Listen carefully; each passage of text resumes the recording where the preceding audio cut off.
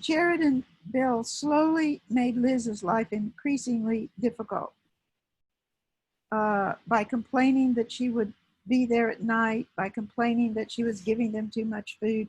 There was just a string of complaints that they began to raise, even though they weren't present.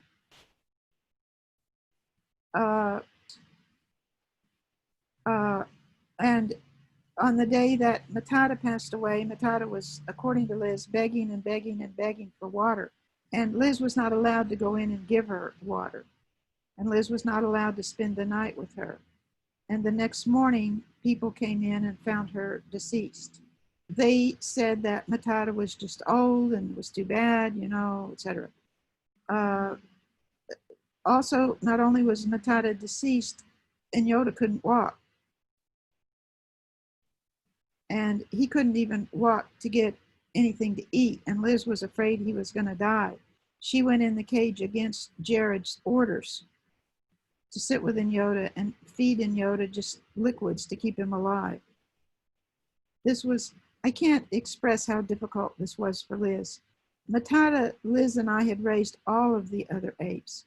Matata, Liz and I had been together, you know, every day since 1975.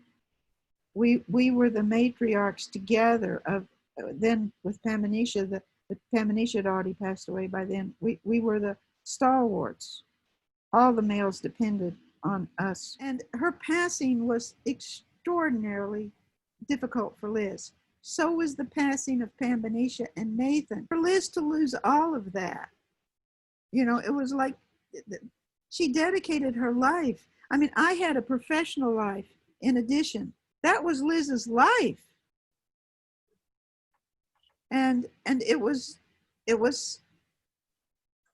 unbelievably, unbearably difficult. And who did she lose it at the hands of? Jared and Bill, students she had tried to help that really were never nice to her when she was trying to help them, because she didn't have a PhD. She wasn't going to school. She wasn't really important. She was a caretaker, you know, and she had to go through that. It was terrible.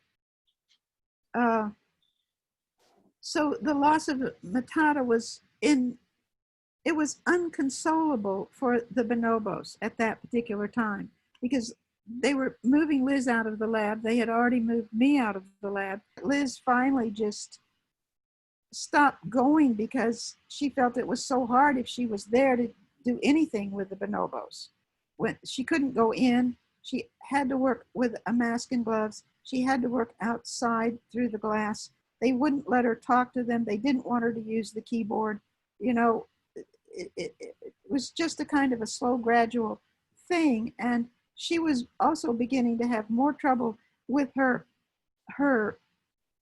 brain, which, you know, she had had surgery 13 years ago, and she was given 3 months to live. And she was always better after she was with the bonobos. And it was just very clear that they were able to help her.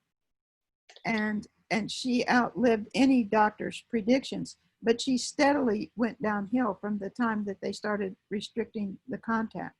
So they were restricting the contact. She was able to accomplish less, and she also began to not feel well. And it was just too much at one point for her to try to negotiate all of that. But then she realized, or she came to conclude, that she wasn't going to make it. And then she began to plead to be allowed to go back. And it was just deaf ear after deaf ear. I pleaded to Jared and Bill with the assistance of the board. We wrote letters. And what happened with the letters? Nothing, no answer. No responses. So Liz died without ever having had any more contact with any of them? She saw them in the cloud in the distance as she passed away, and she said there's a parade and Kanzi's playing the drum and Pamanisha's carrying the tune.